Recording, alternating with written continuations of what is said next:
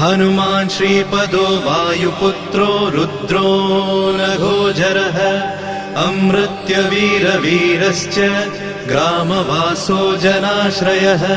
धनदो निर्गुणः शूरो वीरो निधिपतिर्मुनिः पिङ्गाक्षो वरदो वाग्मी सीता शोकविनाशकः शिवः शर्वः परो व्यक्तो व्यक्तो धराधरः पिङ्गकेशः पिङ्गरोमा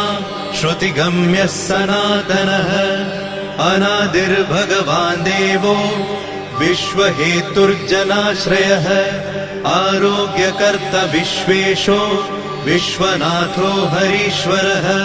भर्गो रामो रामभक्तः कल्याणप्रकृतिस्थिरः विश्वम्भरो विश्वमूर्तिर्